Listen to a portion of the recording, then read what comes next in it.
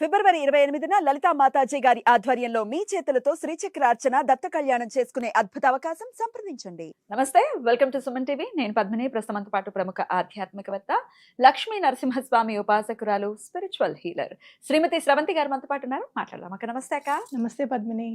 అక్క, వారాహిదేవికి చాలా విశేషంగా దుంపల దీపం మీరు ఆల్రెడీ ఇంట్రడ్యూస్ చేస్తున్నారు. చక్కగా పెట్టుకోండి ప్రతి శుక్రవారం కూడా అని, ఇన్ని శుక్రవారాలు చేయండి అని చెప్తున్నారు. అందులోనే కంద దీపానికి కూడా చాలా వైశిష్ట్యం ఉంది అని ఆ వీడియోలో మీరు చెప్తున్నారు కదా.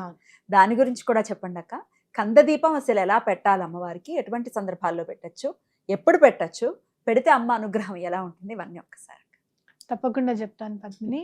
అమ్మవారు అంటే వారాహి అమ్మవారు అనగానే మనం చూసుకుంటే గనక ఆవిడ దగ్గర ఏవేవి ఉంటాయి అంటే అగ్రికల్చర్, అంటే వ్యవసాయానికి సంబంధించిన పనిముట్లన్నీ కూడా అమ్మవారి దగ్గర ఉంటాయి.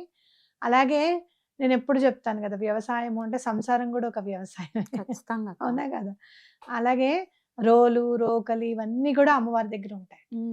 కాబట్టి అమ్మవారికి చాలా ఇష్టమైంది ఏంటి అని అంటే, ఏవైతే భూమి నుంచి లోపల నుంచి వస్తాయో, అంటే రూట్ వెజిటబుల్స్ ఏవైతే ఉంటాయో అవన్నీ కూడా అమ్మవారికి చాలా ఇష్టము. దుంపలు.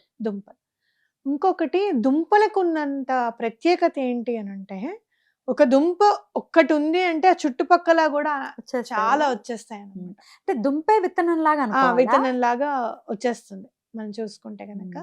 అలాగే కందకి ఉన్న ప్రాముఖ్యత ఏంటి అని అంటే, నీకు గుర్తుండే ఉంటుంది, కంద పిలకని పెళ్ళప్పుడు కొంగున కట్టి పంపిస్తారు. అవును. ఎందుకు అని అంటే, ఎలా అయితే ఒడి నింపుతారు కదా, ఎలా అయితే కందని ఇలా పెట్టగానే పక్కనే ఇంకొక 3-4 రోజులకే ఇంకొక కంద పిలక వచ్చేస్తూ ఉంటుంది అనమాట భూమిలో పెడితే. అలాగే చాలా రోజులు పాడవకుండా కూడా ఉంటుంది కంద. కాబట్టి ఆ డివినిటీ అనేది మనం తెలుసుకోవచ్చు. పెద్దవాళ్ళు ఇన్ని ఉండంగా కూడా కందనే ఎందుకు చక్కగా కొంగుని బట్టి పంపించారు అనేది కూడా మనం అర్థం చేసుకోవాలి. మరి అమ్మవారికి మనం దీపం పెట్టడము అనేది, కంద దీపం పెట్టడము అనేది ప్రాముఖ్యత ఏంటి అంటే, మీకు ఆరోగ్యం ఇస్తుంది. అలాగే health problems, health and wealth, అలాగే ఆర్థిక ఇబ్బందులు ఏమన్నా ఉంటే కనుక తొలగింపజేస్తుంది. గొడవలు అనేవి ఎప్పటికైనా సమసిపోయేటట్టుగా చూసుకోవాలి మనం. అలా సమసిపోకుండానే ఉంటాయి ఇంట్లో, ఏదో ఒకటి గొడవ ఉంటూనే ఉంటది. ఇదా అంటే అది, అదంటే ఇది, ఎప్పటికప్పుడు దాని ఏదో కాలు పట్టుకొని లాగినట్టే అనమాట. ఇంకా మనం పని చేసుకోలేకుండా ఉంటాం అట్లాంటివన్నీ కూడా. కాబట్టి ఆ గొడవలు లేకుండా ఉండాలి అని అంటే కూడా ఇది చాలా ఇంపార్టెంట్ అని చెప్పుకోవచ్చు. కాబట్టి మనం ఏం చెయ్యాలి అని అంటే కనుక, చక్కగా శుక్రవారం నాడు చక్కగా ఒక కందం తీసుకొచ్చుకోండి. చిన్నదైనా పర్వాలేదు, పెద్దదైనా పర్వాలేదు.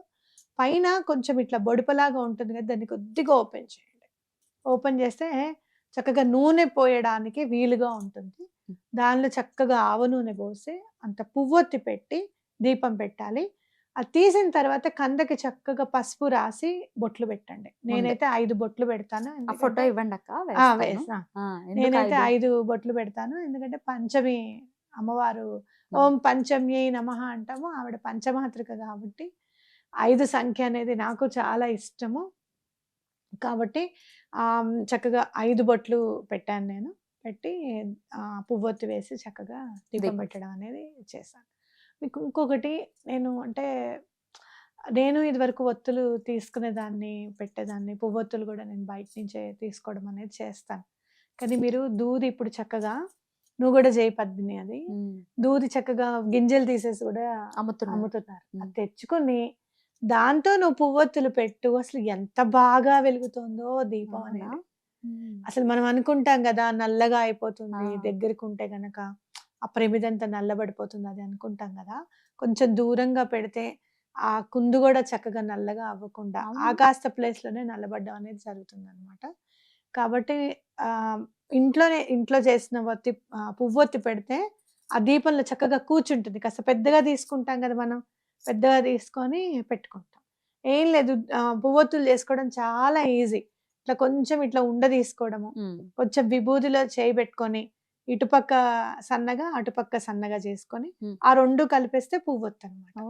అందుకే మనం ఒత్తులైతే 2 వేయాలి, పువ్వొత్తు అయితే 1 వేసినా చాలా అనేది. అందుకే ఈ 2 కలిపి ఇలా పెడతాం కాబట్టి 2 ఒత్తులు చేసినట్టు అవుతుంది అనమాట. ఓకేనా. తప్పకుండా నేను ట్రై ఆ! చేస్తాను. చెయ్యి. ఆ! అసలు ఎంత ప్రశాంతంగా వెలుగుతాయో దీపాలు అవి గూడాను. హ్మ్. ఏవో మునిగిపోతాయనో, అవి ఇటు పడిపోతాయనో, అటు పడిపోతాయనో బాధ ఉండదనమాట. నేను నేను అంటే గమనించాను నేను. ఆంజనేయ స్వామి పూజ చేశాను ఒకటి. మీకు ఏప్రిల్ 23 తారీఖు నాడు చెప్తాను ఎలా చేసుకోవాలి ఏప్రిల్ అనేది. వరకు వెయిట్ చేయాలా? చెయ్యాలి. మీరిట్లా ఊరిస్తే ఏప్రిల్ ఎలాగా? 23 తారీఖు నుంచి పూజ స్టార్ట్ చేయాలి. ఓహ్! ముందే వారం చెప్తారు. రోజుల ముందే చెప్తాను. హ్మ్. ఎందుకంటే ఆ పూజ హ్మ్. నేను ముందే గురువారమును రాసి పెట్టుకుంటాను నా డైరీలో. అలాగే సో అలాగే. దట్ నేను మర్చిపోకుండా. ఆ! ఏముంది, గురువారము పుష్యమి నక్షత్రం కలిసిన రోజు చేయాలన్నమాట గురు పూజ. పుష్యమి గురు వస్తోందా? పుష్యమి చేయాలి. హ్మ్. ఆ రోజే స్టార్ట్ చేయాలన్నమాట. హ్మ్. అందుకని చెప్పి మరి నేను ఎప్పుడు చూసుకున్నానో తెలుసా? మళ్ళీ ఎప్పుడొస్తుందో పుష్యమి నక్షత్రం అని ఆగస్ట్ 23 చూసుకున్నా. ఎప్పుడొస్తుంది మళ్ళీ అని. నెక్స్ట్ ఇయర్ ఏప్రిల్ 23 తారీఖు ఆ! అని చెప్పి వచ్చిందన్నమాట. 23 మళ్ళీ. హ్మ్. సూపర్. హ్మ్. చక్కగా ఎవరైతే ఆంజనేయ స్వామి పూజ చేయాలనుకుంటున్నారో హ్మ్. తప్పకుండా చూసి చేసుకోండి. హ్మ్. ఈ ఆంజనేయ స్వామి పూజ చేసినప్పుడు నాకు ఒత్తులు చేయడం నాకు అలవాటే. ఆ! ఓకే. చాలా విశిష్టమైన ఒత్తి ఉంటుంది. ఎలాంటి ప్రాబ్లమ్ అయినా సరే సాల్వ్ అయిపోతుంది అని చెప్పుకోవచ్చు. హ్మ్. కాబట్టి ఇంట్లో నెమ్మదిగా మనం ఇంట్లో పని కొంచెం కొంచెం చేసుకోవడం వస్తే గనక ఆ బ్యూటీ అర్థమవుతుంది. ఖచ్చితంగా. ఎందుకు మనం ఇంట్లోనే చేసుకోవాలి అనే హ్మ్. బ్యూటీని మనం అర్థం చేసుకోగలుగుతాం. అండ్ సాటిస్ఫాక్షన్ మన చేతులతో మనం చేసుకుంటాం అవును. కదా! అయితే ఆ కంద దీపాన్ని ఏ సమయంలో పెట్టాలి? అలాగే ఆ తర్వాత కందని ఏం చేయాలి? కంద దీపాన్ని 6:30, 7కి ఏం సంధ్య. చేస్తారంటే వారాహి అమ్మవారిది చక్కగా బుక్ దొరుకుతుంది పద్మిని. 16 ఉపచారాల పూజ. హ్మ్. అందులో చక్కగా సౌభాగ్య సూత్రం దగ్గర నుంచి ఉంటాయన్నమాట. 16 ఉపచారాలు కాక ఇంకా 2, 3 ఉపచారాలు ఉంటాయి. ఎప్పుడైతే దీపము అని వస్తుందో అప్పుడు కంద దీపాన్ని అంతా రెడీ చేసుకొని అప్పుడు వెలిగించి ఆ ధూపము, దీపము అమ్మవారికి సమర్పిస్తే హ్మ్. చాలా మంచి జరుగుతుంది అని చెప్పుకోవచ్చు. ఓకే. అమ్మ మాకంత కాదు, మేము పంచోపచారాలు మాత్రమే చేస్తాము అని అనుకుంటే గనక చక్కగా దీపం ముందు వెలిగించి తర్వాత ధూపం చూపించి అమ్మవారికి పువ్వులు సమర్పించుకొని నైవేద్యం పెట్టి హారతిచ్చుకుంటే పంచోపచార పూజ కూడా అవుతుందన్నమాట. ఓకే. మరి ఆ చక్కగా కందని మీరు హ్మ్. కందని ఏం చేస్తారంటే ఒక బ్రాస్ ప్లేట్ తీసుకొని 2 తమలపాకులు కింద వేసి హ్మ్. అప్పుడు కందని పెట్టి అమ్మవారికి దీపాన్ని చూపించండి. హ్మ్. ఆ తర్వాత ఆవుకి పెట్టమని చెప్పి ఇవ్వండి. హ్మ్. పెట్టినప్పుడు మరీ పెద్దగా ఉంటే గనక కాస్త ముక్కలు చేసి పెట్టు బాబు అని చెప్పండి. తింటుందా? కంద తింటుంది తింటుందా? కంద. ఓకే. ఆవు తింటుంది చక్కగా. రైట్. అయితే అయితే సాయం దీపము సమయం. ఆవ నూనెతో పెట్టాలి. మళ్ళీ అవును. మర్చిపోతాను నేను. ఆ! ఆవు చెప్పారు. అనగానే నాకు గుర్తుకొచ్చింది. చెప్పారు. ఆవ నూనె అని చెప్పానా? చెప్పారు. ఆవ నూనె చెప్పాను. సంధ్య వేళే పెట్టాలి ఈ స దీపాన్ని. ఆ! అంటే ఆల్మోస్ట్ 7:30 7:30 దాటాలి. రాత్రి. హ్మ్. 7:30 దాటాలి. హ్మ్. సంధ్య కాదు. హ. 7:30 దాటాలి. శుక్రవారం చేయాలి. ఎన్ని అంతే. శుక్రవారాలు చేయమంటారు? 16 శుక్రవారాలు చేస్తే చాలా మంచిది. అనుకున్న కోరిక తప్పకుండా నెరవేరుతుంది. ఓకే. అయితే ఇంకేమైనా నియమాలుంటాయా? వీళ్ళు చేయకూడదు, వీళ్ళు చేయొచ్చు. సూతకంలో ఉన్నవాళ్ళు చేయొచ్చా? అంటే ఎప్పుడైనా కూడా మనం చేసుకునే పూజలేమైనా కూడా మనం ఎంజాయ్‌మెంట్ చేస్తున్నాము, మనం ఫన్ అవ్వాలని చేసుకుంటున్నాము అనంటే గనక సూతకంలో ఉన్నవాళ్ళు చేయకపోవడమే మంచిది. ప్రత్యేకమైన దీపం కాబట్టి హ్మ్. ఇది మనం వేడుకతో చేసుకునేదే. అలా హ్మ్. చూసుకొని మురిసిపోతూ ఉంటాం కదా! కంద అవును. దీపం కదా! ఆ! తప్పకుండా ఆ తర్వాత చేసుకుంటామని చెప్పడం. ఇంకొకటి కంద దీపం పెడితే పితృదేవతల యొక్క ఆశీర్వాదం గూడా మీకు లభిస్తుంది. ఇప్పుడు తప్పకుండా పనస తొనలు దొరికే అవకాశం ఉంది.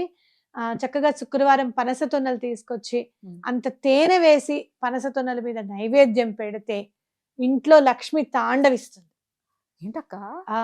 చాలా మంచిది. అంత పవరా? నేను చేశాను. హ్మ్. పనస తొనల మీద కొంచెం తేనె వేసి నైవేద్యం పెడితే, ఆ సంవత్సరం నాకు ఎటువంటి ఆర్థిక ఇబ్బందులు లేకుండా గడిపాను నేను. వివరంగా ఒక వీడియోలో మనం మాట్లాడుకుందాం. తప్పకుండా. సో దట్ దాన్ని హైలైట్ చేస్తూ నేను వీడియో ఇస్తాను. సో అట్లాగే. దట్ యూజ్ అవుతుంది గదా! అవును. అద్భుతం అక్క. చాలా చక్కటి విషయాన్ని తెలియజేశారు. ఖచ్చితంగా ఈ కంద దీపాన్ని కూడా పెట్టుకొని అమ్మవారికి అంటే ఒకవేళ మొన్న ఈ మధ్య మనం దుంపల దీపం చెప్పారు గదా! అవును. దుంపలు కూడా పెడుతున్నామండి. మరి ఇది కూడా పెట్టాలా అనంటే? నిన్న నేను అలానే పెట్టాను. హ్మ్. దుంపలతో పెట్టి అమ్మవారికి కంద దీపం గూడా పెట్టాను. హ్మ్. ఇంకా నెక్స్ట్ వీక్ నుంచి మా పాపయ్యకి చెప్పాను. హ్మ్. కాస్త 2, 3 చిలకడ దుంపలు ఎక్కువ తీసుకొస్తానే, హ్మ్. అమ్మవారికి ఉడకబెట్టి కొంచెం హ్మ్. నెయ్యిలో సాతాలిచ్చి అంటే కొంచెం అలా వేయించి అమ్మవారికి పెడితే చాలా ఇష్టంట. హ్మ్. అలా పెడదాం అమ్మవారికి. హ్మ్. కానీ మీరు గూడా తినాలి అప్పుడు మళ్ళీ ప్రసాదం అని చెప్పి వదిలేయకూడదు. హ్మ్. కనీసం ఒకటో, రెండో అన్నా చేసి పెడతాను. ఆవిడకి చాలా ఇష్టంట. చిలకడ దుంపంటే చాలా ఇష్టంట. అవునా? కాబట్టి అది గూడా పెడదామని అనుకున్నాం. ఇంకా అమ్మవారికి మనం ఎంత చేయిస్తే ఇది చెయ్యి, అది చెయ్యి అని అమ్మవారు అలా చేసుకుంటూ వెళ్తారు. మీకు ఇంకో ఫోటో గూడా పెడతాను. మనకి ప్రత్యంగిరి అమ్మవారి పక్కనే వారాయి అమ్మవారు ఉంటారు. ఇక్కడ కొత్తపేట కుర్తాళం పీఠాధిపతులు, అవును. పసుపుతో నేను అభిషేకం చేస్తూ ఉంటే ప్రత్యంగిరి అమ్మవారిలానే కనిపించారు. నాకు అనిపించింది ఇష్టసఖి కాబట్టి పక్కనే ఉన్నారు. నేను అంటే అభేదము అనేది అమ్మవారు చూపిస్తారనమాట. మనకి ఎప్పుడు ఏ శక్తి అవసరమై ఉంటారో అప్పుడు తప్పకుండా ఆ శక్తి స్వరూపంలో అమ్మొచ్చి ఆ పని చేసి వెళ్తారు అన్నదానికి ఇది నిదర్శనంగా మనం చెప్పుకోవచ్చు. అద్భుతం. చాలా చక్కగా వివరించారక్క. ఖచ్చితంగా దీన్ని అడాప్ట్ చేసుకుని అమ్మ దయ ఉంటే అన్ని ఉన్నట్టే ఉండాలి అలాగా. మీ పట్ల, మా అందరి పట్ల. థ్యాంక్ యూ అక్క. నమస్తే.